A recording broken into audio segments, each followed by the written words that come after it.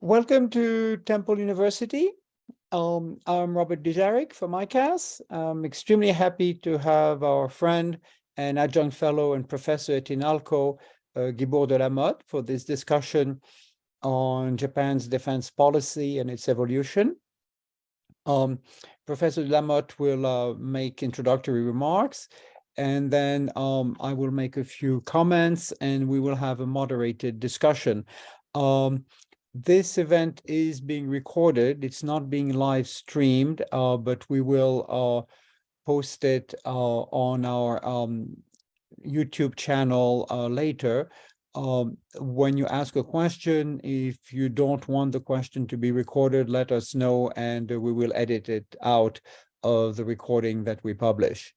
So thanks again. If you have any questions, put them in the chat box. And without further ado, I will give the floor to Professor Delamotte, who's joining us live from Paris. Thank you for doing this so early for you, Guibourg. Thank you very much, Robert. It's a pleasure to be with you and to see old friends whom I don't get a chance to see all that often. So very nice to be with you indeed. Thank you for inviting me.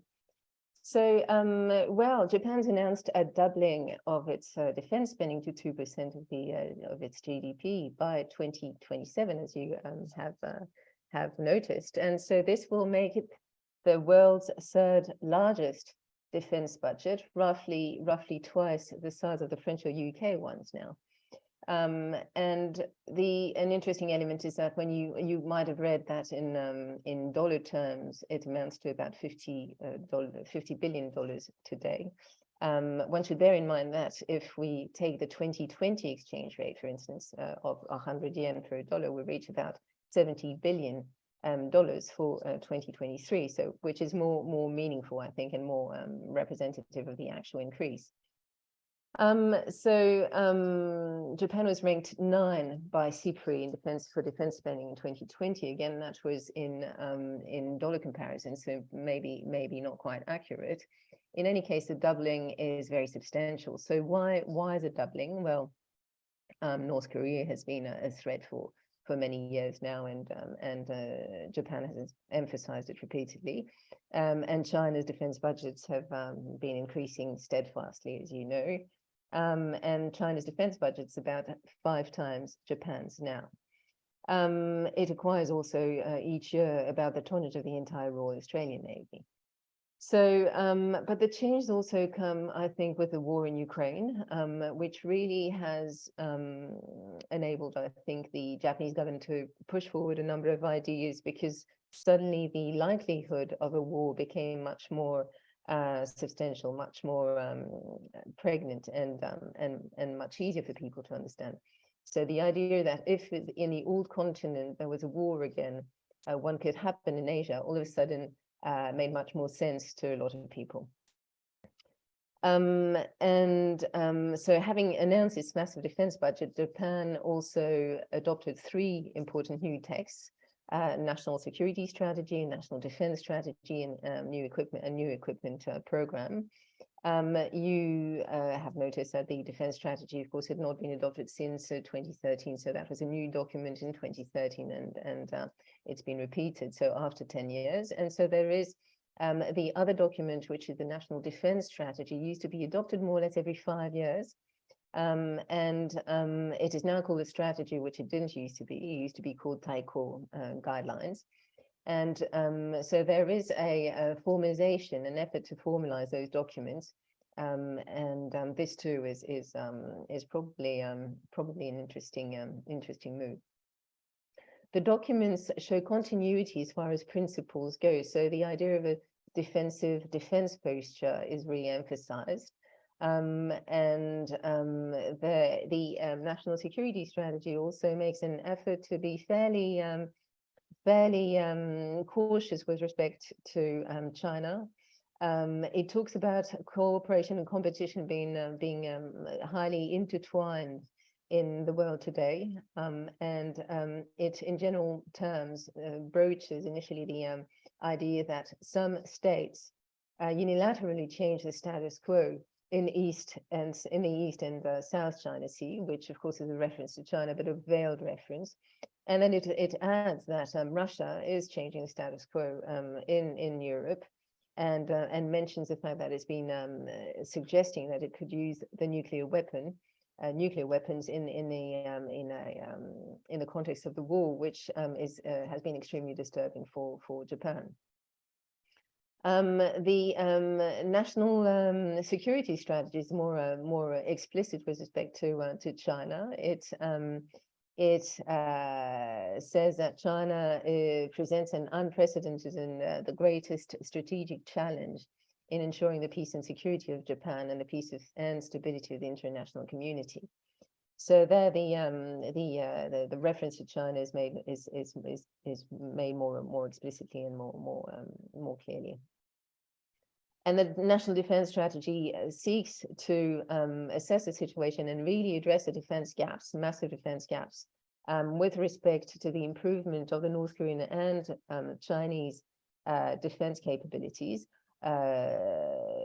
And so it seeks to improve its deterrence posture through standoff defense capabilities, including through hypervelocity missiles. In order to better repel an aggression, it also accepts counter-strike capabilities.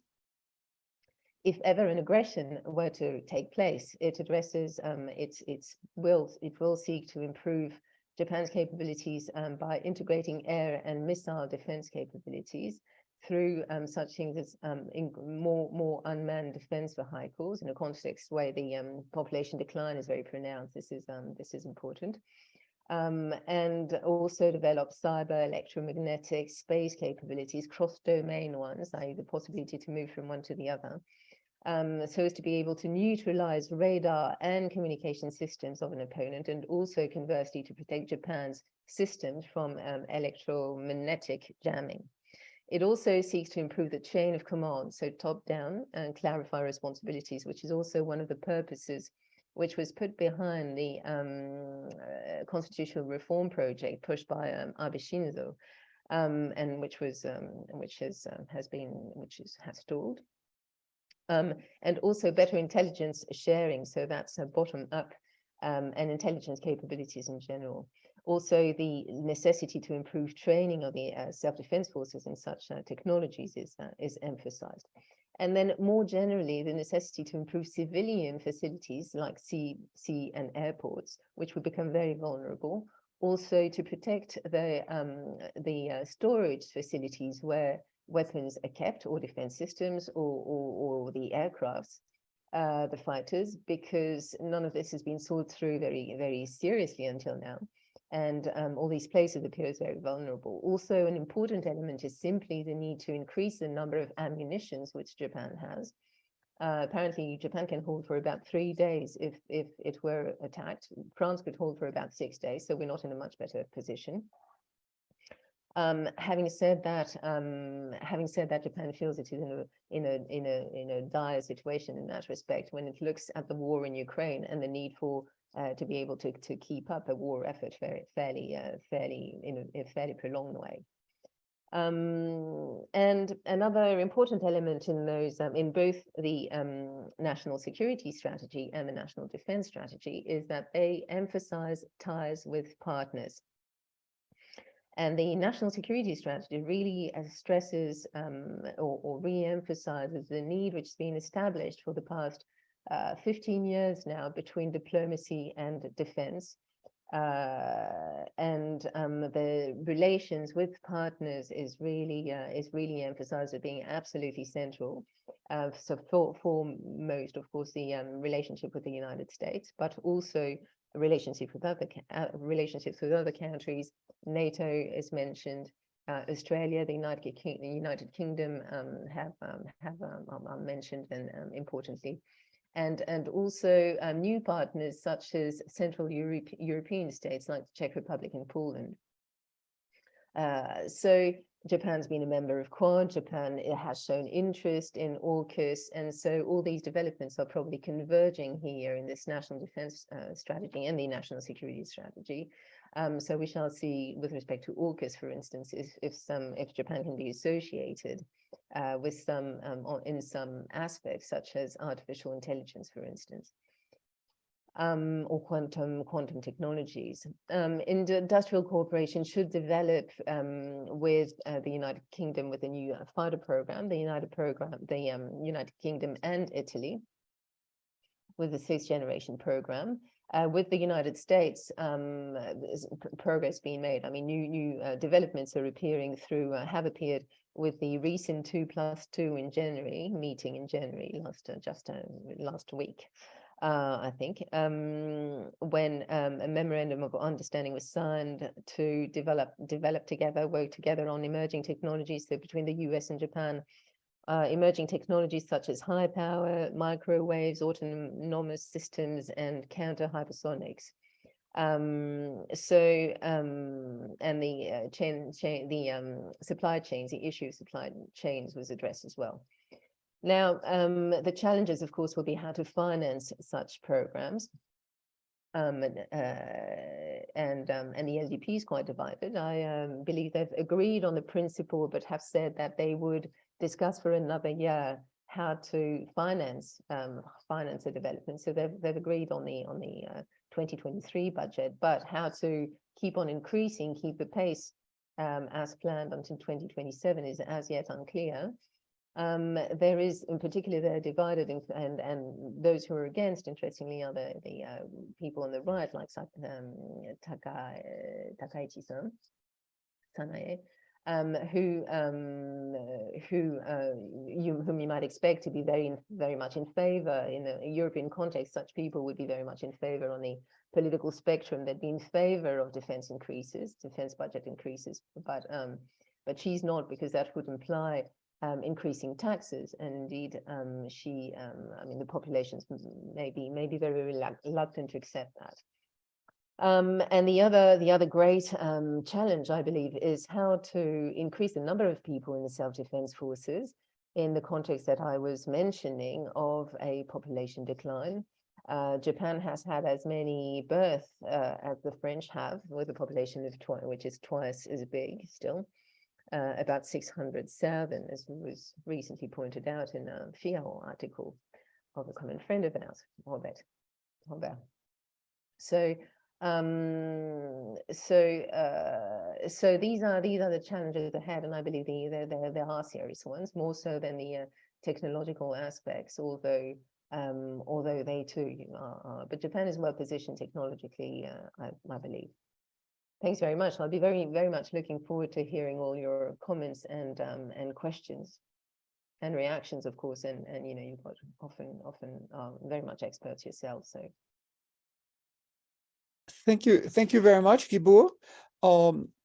We have lots of participants. We're about 81, so I'm sure we'll have lots of questions. I'll just throw in a few comments.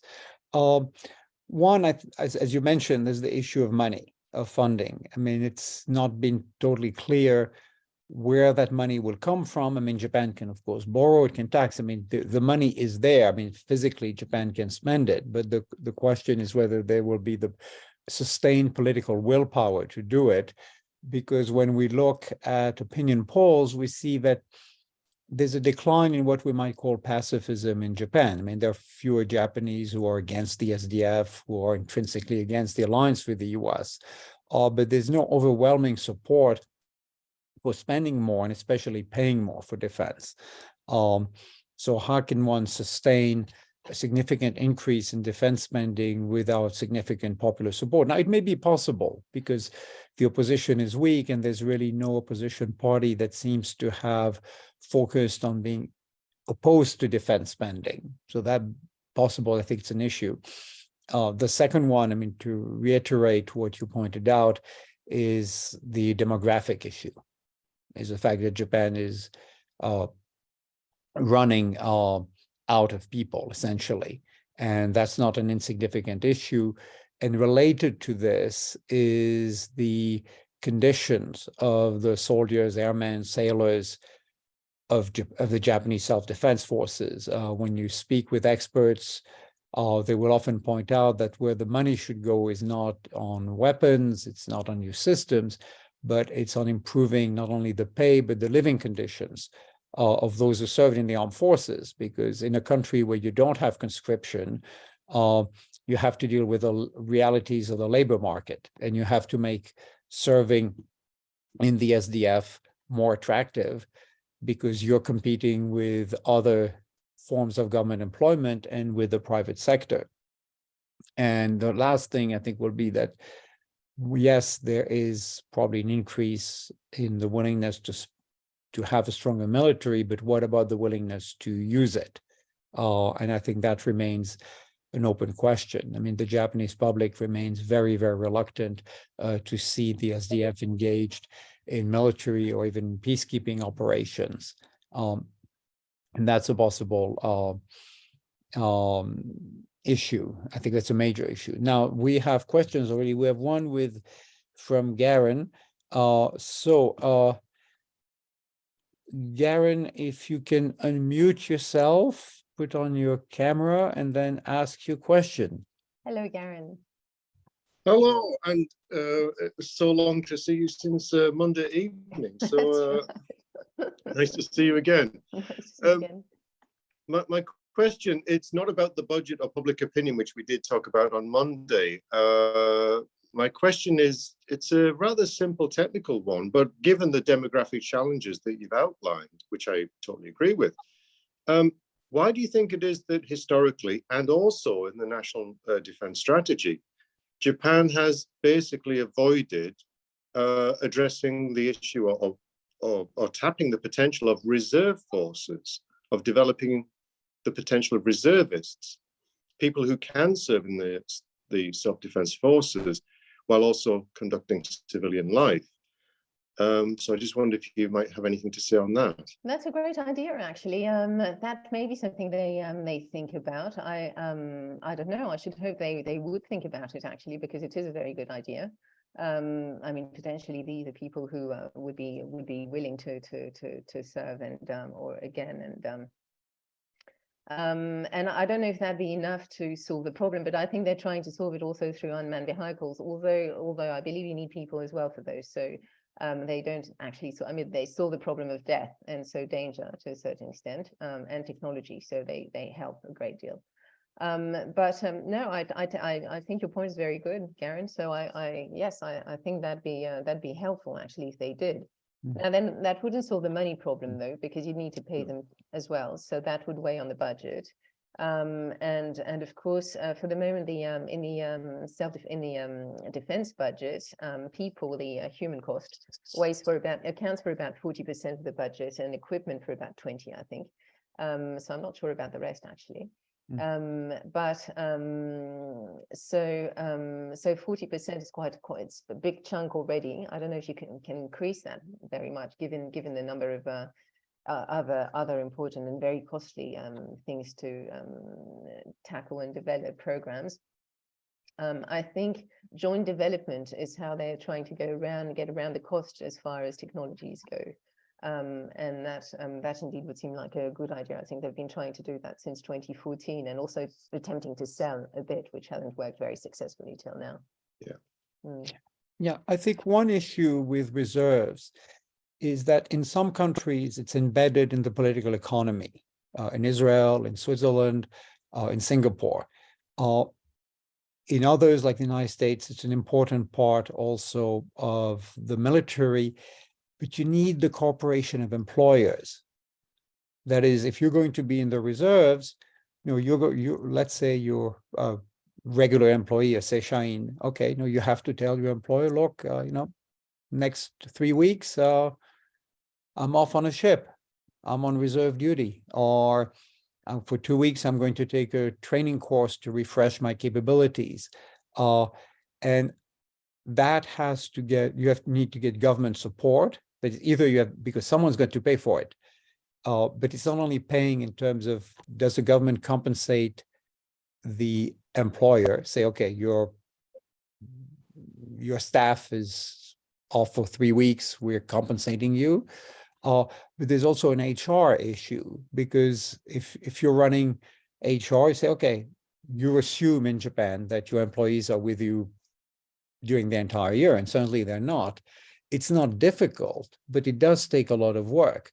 And you need a buy-in from the entire private sector, both from large companies, but also from small ones. And you need then to figure out, how do you just pay the reservists? Does it mean an increase in their pensions?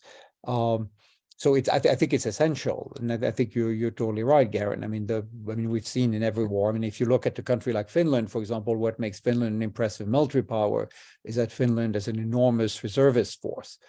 So Finland, I think, with 5 million inhabitants, could field several 100,000 soldiers, sailors, and airmen in a few weeks. So it has to be, but it requires, there's a lot of work to be done for that. And I don't know to what extent the system has thought about it.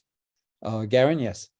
If I just add one thing, there are various concepts of reservists, as you've noted, Robert, but I was thinking more of the way that they're used by the UK and Australia, and to a degree the US, which is as niche skill providers, skills which are very difficult to keep in the JTI because of the cost of keeping these skills.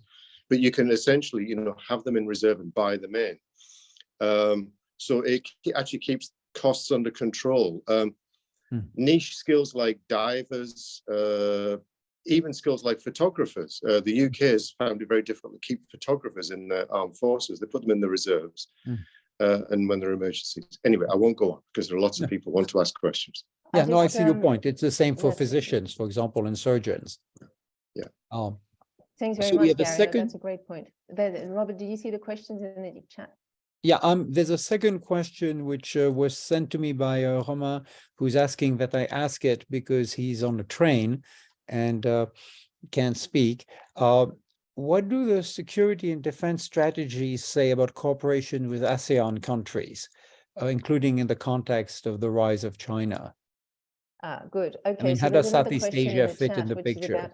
There's another question in the chat, which is about the South Pacific Islands. So I think this is similar, Yes. although not quite. But I mean, the security strategy is a sort of diplomatic document, really. Well, it's a mix between defense and diplomacy, really. So it's sort of the security, it's Japan's security interests in general. So it does address lots of diplomatic issues and partners and regions. So it talks about the free Indian and open Indo-Pacific, and it talks about partners in general. So it does name a lot of partners. Not specifically sure about ASEAN, but I'm pretty sure they didn't forget them. I don't think they mentioned the South Pacific as such, but this would fall under the FOIP vision and strategy. And the reason why they're not mentioned, and with ASEAN countries, the kind of partnerships that are put in place are not really to do with developing the technologies that are addressed in the defense strategy, but they're very relevant about in terms of counterbalancing China. So this is addressed in the security strategy, the more general document. Likewise with the South Pacific, this is really about the more general map of the world and how you ensure that China doesn't feel it has a free rein to rule over the entire region. So in doing so, in counterbalancing, the ASEAN countries and the South Pacific ones are important. But the document cannot go into. It's not it's not the Awashol either. It's not the White Book for Defense. It's not for diplomacy. It doesn't list all the countries and all the everything that will be done in respect of in relation to them. So this would be to do this with the South Pacific, for instance. A lot of the policy in that respect would fall under FOIP and therefore public development assistance, or the Ministry of Foreign Affairs other budgets, but I mean the bulk of it would be foreign development assistance. And a bit of that would be defense related, but not to the extent that it would have its it would need to be addressed in the defense strategy. Because indeed the defense strategy is really about hard power. It's about the military. So So that's what it does. It doesn't, it can't do everything, you know. So security strategy is about power in general, or about influence in general, or about security in general, rather. And assessing the world and what Japan's interests are in the world. So how to make sure that they're looked after. Whereas the defense strategies is indeed how, you know, I mean, you know, that's what it does. It does look at the military. So it talks about hard power. So that's for the ASEAN and South Pacific questions. I think there's one last question, which I didn't see write down. And there's John's question as well with respect to the 5 eyes. Yes, let's. It's in the chat as well. Yeah, John, we see your question. If you can ask, if you'd like to ask your question. Yeah, can you hear me? Yes. We can hear you loud and clear.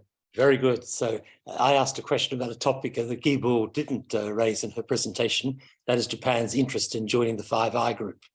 Now, my understanding, I may be wrong, is that some of the factors that limit Japan's ability to be accepted is that, one, its intel capabilities are not so great compared with the other Five Eye partners.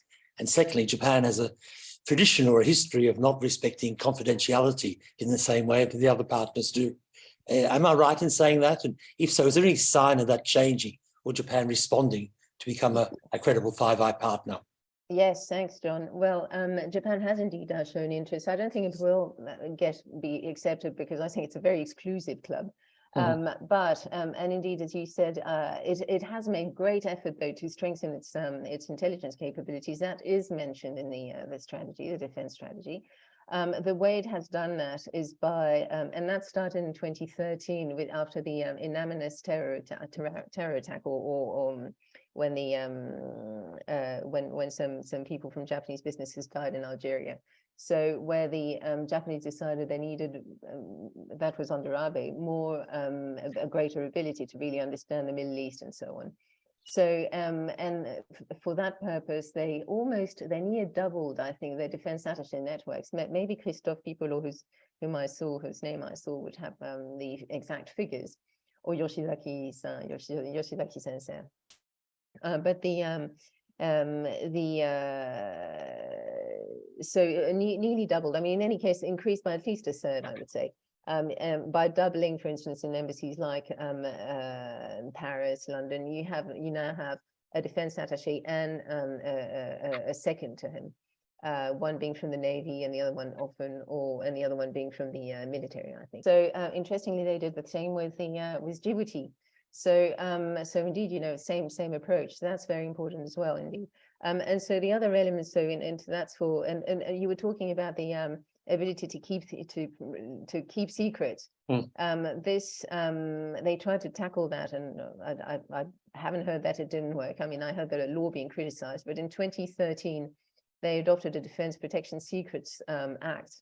And that too aims to strengthen the protection of defense secrets, and was really specifically aimed at reassuring the US and enabling the development of technology cooperation in the field of defense industrial cooperation. So I think by and by Japan is making some progress. It may not be enough for the Five Eyes, however. Yeah. On that latter point, when I worked at the OECD in Paris, where I'm physically right now, the whole Japanese bureaucratic culture is one of trading secrets with each other. And to change that culture, I think, is very, very difficult. Yes, well, I do think though the awareness has risen a bit, including, I mean, the sticky point was, I think, politicians really. And I don't think they had the culture of secrecy and sensitivity of defense issues at all. Yeah. I think that's improving. Yeah, thank you. Yeah, no, I think you raise an important question, John. It's hard to know because obviously this isn't the public domain, but you will often hear US officials complaining not only about the lack of protection of classified data in the Japanese government, but also in industry. Because a lot of the most classified information is not held in government, it's held by defense contractors. And their issues of physical security, that is access to facilities, and then the security clearance programs for those who work in that industry, you know, ranging from senior managers to factory workers. I think the consensus is that, yes, there are issues with the protection of official secrets in Japan, despite laws that have been passed. It's hard to know how Japan compares with other non-Five Eyes countries, but I think there's clearly a problem both within the bureaucracy, within industry, and that's an obstacle. The other question, which I think is hard to answer, is if you join a club like the Five Eyes, the question is, so what do you bring to the table? In other words, what intelligence does Japan gather, which the current members can't gather on their own? If the answer is a lot, then that makes it a valuable partner. If the answer is very little, that makes it less interesting. Our next question is from Rory. Rory, if you can turn on your mic and ask your question. Thanks, thanks, Robert. Guibourg, thanks for your talk. Very fluent and informative. So I just, it's hard for the Japanese government to sell military anything to the public, although maybe a little easier the last few years. So I'm just wondering, are there economic implications for this GDP boost that are positive, helpful to Japanese industry? Are there strategic steps they may be taking in relation to that? Any kind of onshoring, any kind of high tech? You mentioned hypervelocity missiles. And then is there anything also in that regard, in regard to South Korean relations? Is there any kind of partnership? I know, how to put it, the South Koreans have, some big advantages over Japan in defense related chips and tech, but maybe there's some sharing. Just kind of curious. That seems to me like a good way for the government to sell this. I'm just wondering what kind of ammunition, no pun intended, they have to sell it early on. Thanks very much. Well, a lot of it will be done indigenously. I mean, in Japan, they've always done that. I mean, they have a defense network to do a lot. And I think they've been strengthening it. I think the idea that the sixth generation fighter, and for it to be not national, but jointly made with the UK and Italy, is a way of splitting costs, but also providing satisfaction to the local defense industries. And that's always been a concern, really, keeping the local defense industries happy, because you wanted them to remain competitive, and if they weren't being subsidized to a certain extent, they would have stopped producing and developing research and so on. So I think a lot of it is meant to be domestic produced, but I mean they also buy a lot from the United States. So they've announced it by Tomahawks from the United States, for instance. They bought the F-35 recently, but as far as the innovation goes, I think they make sure that their technologies remain very capable, which is why they feel they'd have some possibility to bring quite a bit into AUKUS if there were developments in the field of artificial intelligence, quantum technologies, etc. So as far as repercussions for the economy go, I don't think it'd be no, I don't think that would reach really the public to any extent. I mean, it's not we're not talking about any kind of war machine being it won't monopolize enough sectors for there to be positive outcomes for the general public. And I mean, it might, if anything, end up costing them in terms of increased tax rates. So it is difficult to sell, but I mean, the reason why it's a bit people are becoming more receptive than before is really seeing the war in Ukraine, because until that for the past 15 years, the Japanese have been talking about incursions in their economic exclusive zone, about defense of the Little Islands, the Senkaku, about North Korean missiles. But I mean, that didn't really, I mean, the population understood that. But I think two things I mean sort of happened together. Last summer, the war in the crisis over Taiwan, and in the context of the war in Ukraine. The war in Ukraine has been really massive because it led to a reassessment of Japan's diplomacy with Russia. It really severed links when they were trying to keep them going until then, in a very sort of, they were full of illusions, that Abe was full of illusions that he might get put in to make some concessions, which never happened, of course. So that's one thing. You know, the conclusions of the war in Ukraine were very clear, that relations had to be stopped with. There was no ambiguity. You know, the sort of French ambiguity which we still see. I mean, you know, sort of it's not ambiguous because, you know, we say we're on the Ukraine side, but you still regularly hear things about ending the war, about not humiliating Russia, etc. So the Japanese made much more clear cut. And sent, you know, for the first time, they sent defensive equipment in a conflict situation, which they'd never, in a war situation, which they'd never done before. So the psychological effect of the war in Ukraine has been really massive. So that has helped the government make this announcement about the 2%, the increase, the doubling of the defense budget. And your other question where you mentioned Korea. So relations with Korea are very complicated. I mean, they'd have everything to gain to cooperate and work together, including in the field of defense, foremost in the field of defense. And they can't because there is a mental pattern, you know, in South Korea, which makes it very, very difficult to cooperate with Japan. And to accept even the idea of cooperation in the field of defense or of good relations with Japan. So it really is difficult to, you know, that they don't seem to be able to see Japan as anything other but a former aggressor.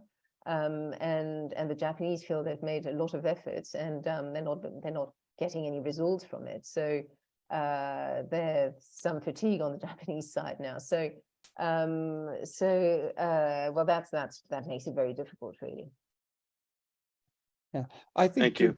to go back to Rory's question, I think first, yes, you can sell defense spending as helping the economy. I mean, the US high-tech industry would not exist without the massive funding that the US military has provided in the past 80 plus years to technology development. A lot of large US universities get a significant amount of their funding from the Pentagon. So you can very much argue that defense spending helps the economy. But I think that's, interestingly enough, a line of argument that has not been used in Japan. I think for Korea, I mean, there's also a mental block on the Japanese side. I mean, for example, pushing to make a place where Korean forced laborers were working, a UNESCO heritage site. They are the constant gifts sent by prime ministers to Yasukuni. I mean, I go to Yasukuni quite often, to the museum. I mean, this is a museum that glorifies, I mean, first and foremost, crimes against the Japanese people, but also crimes committed against Koreans, Chinese, and others. So, I mean, there's a problem on both sides. I think President Yoon right now in Korea has really tried to push as hard as he can to improve the relationship with Japan, but it's indeed difficult. I mean, there are blocks on both sides that are quite significant. I'll go to the next question, which is also by one of our participants who's on a train, which is, could you comment on Japan's effort to take more independent decision making related to its protection? Can it free itself from the constraints of Article 9? Well, I think it is. It does all the time free itself from the constraints of Article 9. I mean, it constantly has for the past 60 years, you know, and done so really quite well. So the constraints that remain are the constraints that the Japanese are happy to keep. So which Japan are we talking about? You know, leaders have accommodated Article 9 and defense objectives. So they've sort of reframed Article 9 so as to be able to provide for Japan's defense and security, and they've done so very well. And so, which is why, you know, they're now going to acquire, you know, hopefully all the new technologies they need, because that's what they feel they need for self-defense. So there's no, as long as new armament can be justified by the requirements of self-defense, then it works with Article 9. So, you know, Article 9 is completely compatible with defense. And in that respect, self-defense, in that respect, there are no constraints. The constraints have been on international cooperation, you know, the idea of being overseas, what you could do for allies, for other people. And this, in that respect, the constraints have been were lifted a bit, and in 2015, when the new cooperation framework was adopted, which allows for collective self-defense, which allows the self-defense forces to provide logistic support in certain circumstances, and it has really clarified the international cooperation framework. And made it more democratic, more foreseeable, more understandable, more clear for both partners, allies, and the general public. So, but I mean, you know, they're technical documents, and so that because it's related to security, then that triggered reactions around Article 9. But really, that was the 2015 reform was about international security. So as far as international cooperation, goes, Article 9 constraints are now the ones which seem to suit the Japanese public and Japanese leaders. So they are a proper compromise in Japan's view, I believe. Now, that's why the text was adopted, between what the Japanese want to do for international security, what they feel they can do in the world, what they see as important for their image, and also the risk they're prepared to take, to what extent they're prepared to put the self-defense forces at risk in a context which is not directly which would be, I mean, which has to be related to Japan's defense precisely. That's how the 2015 documents are framed. So for the collective self-defense element, you want Japan's survival to be at stake. For logistic support to be provided, you want to be in a crisis, an international crisis situation where Japan's security, which would be the international crisis, needs to be one that would bear important consequences on Japanese security. So that's how the constraints the limits of Article 9 are pushed back slightly, but and they remain, you know, and they remain they're now fairly relative. I mean, they're really what the Japanese agreed on, and what suits them. So and I think that probably would suit. I mean, that probably suits the Japanese public as well. But I think the reaction to the 2015 system was for the Japanese to display greater attachment to Article 9 of the Constitution. And in the polls, there's a before and after 2015. Before 2015, people were becoming more receptive to the idea of changing Article 9 of the Constitution. We were nearly at 50%. After 2015, that's finished. So, I mean, and that might change again, and perhaps more recent polls or after the war in Ukraine, you know, people might become receptive again. But certainly 2015, that date seems to have been a compromise in those respects, that the Japanese government found what it could do internationally, and that was compatible with the constraints and with necessities, international security necessities, and on the one hand, and on the other hand, the Article 9 and the pacifist sentiment of the population. So I hope I replied to the question. Well, thank you. We have a time for a few more questions because we have a hard deadline at 1700. Admiral Pipolo, if you'd like to ask your question, or I can ask it for you. Hello. Bonjour Robert, bonjour Guibourg. Bonjour Christophe. One question about defense and security relationship between Japan and Taiwan. We saw on the previous years some new developments. Do you see any evolution in the national security strategy or the national defense strategy? I do not remember seeing Taiwan. I mean, Taiwan is mentioned, I believe, with respect to China in terms of in the description of the threat perception, I believe. But there's no depiction of what, I don't remember reading any depiction of what Japan would do in a crisis situation around Taiwan. That's not there. But Japan's made it very clear, you know, last summer, it precisely decided that in the situation that was at stake, and having because China had sent a missile into its economic exclusive zone, Japan declared that its survival was at stake, and so sent self-defense force vessels. And so we now know that, well, as if we'd never doubted it, but we know that this is a kind of situation where Japan would consider its survival at stake, indeed, and so therefore would possibly, be prepared to use self-defense for its allies.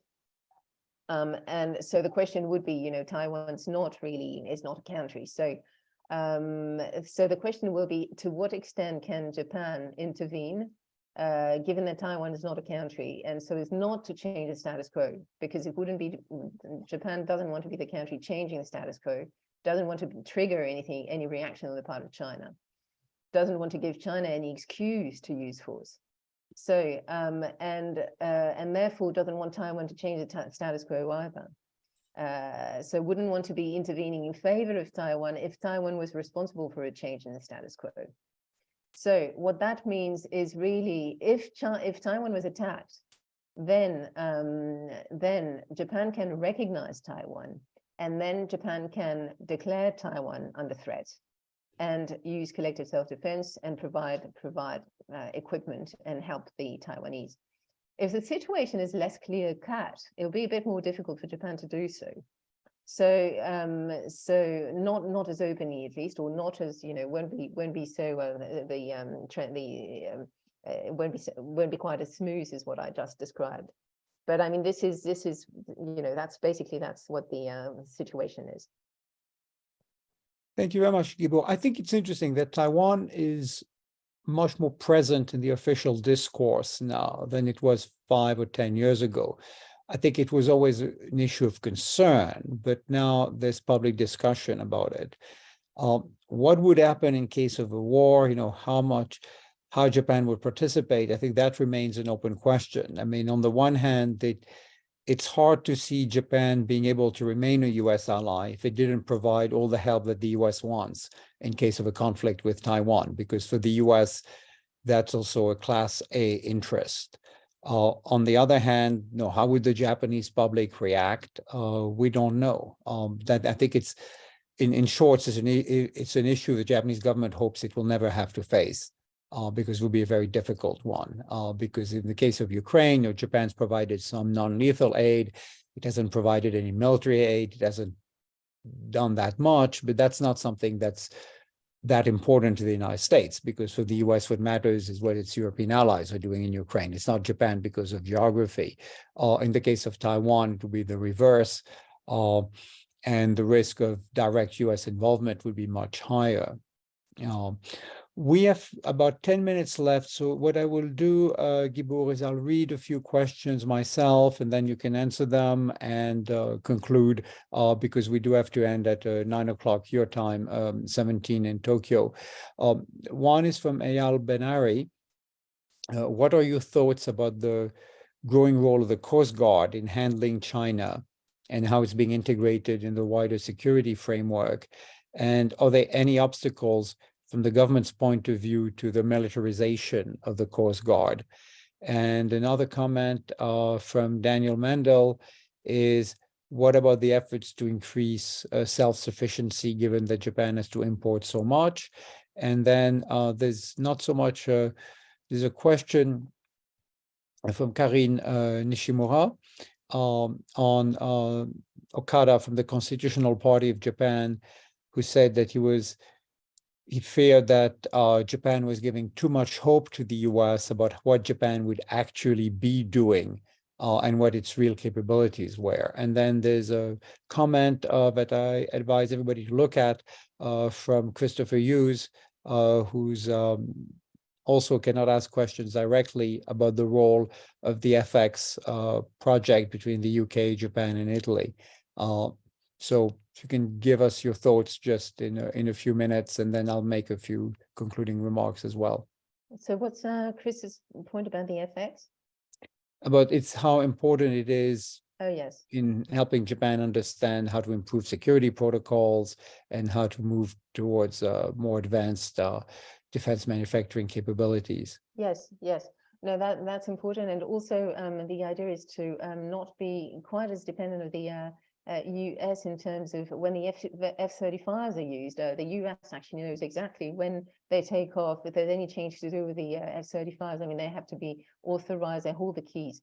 So being a bit freer doesn't mean they want to move away from the US, but does mean that they're acquiring capabilities of their own.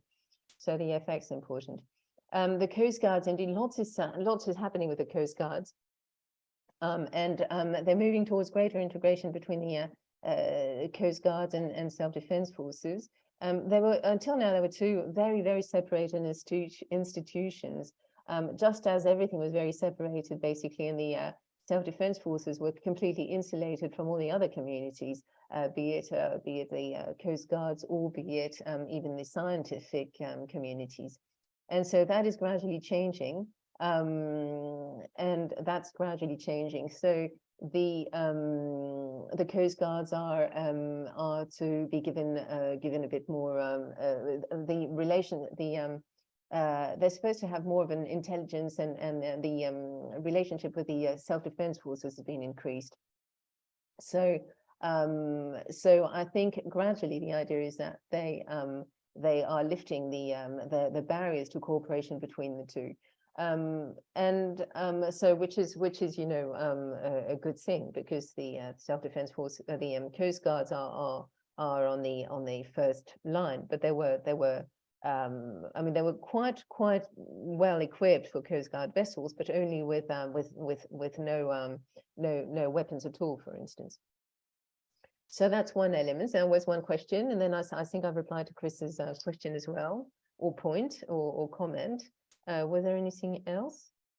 There's something about Okada-san, is there? The opposition, maybe.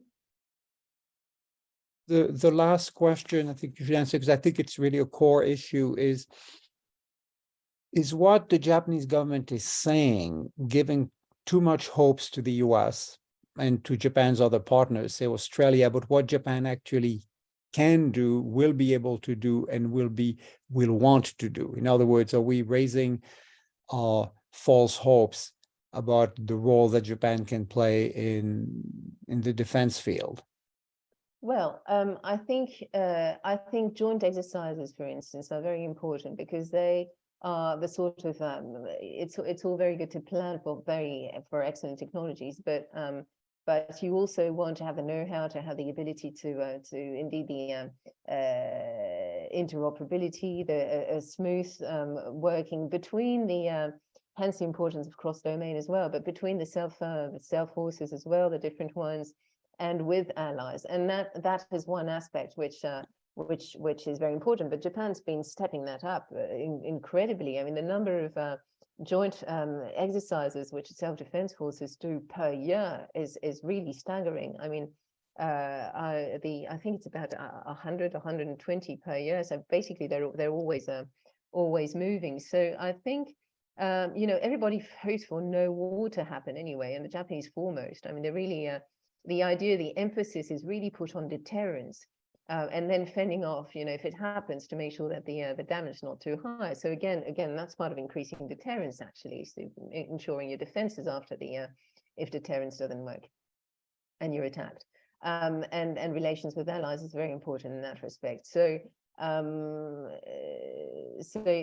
naturally, Japan, still has things to do or to learn rather. But I think we all do, and Japan is nothing more than a middle power, I should say.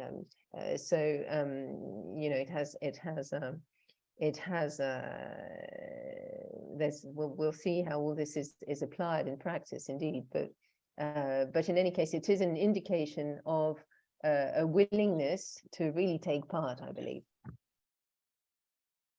Well, thanks a lot, Guibourg, for this very thorough tour d'horizon. I think the question about what Japan, I agree with you that capabilities are developing, but the question is, when there's a crisis, how much it will be willing to do.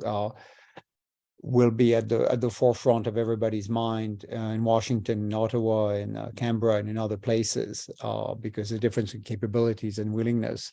But thanks again. Thank you to everybody for joining us. As I put in the chat box, send us an email if you'd like to be on our email list.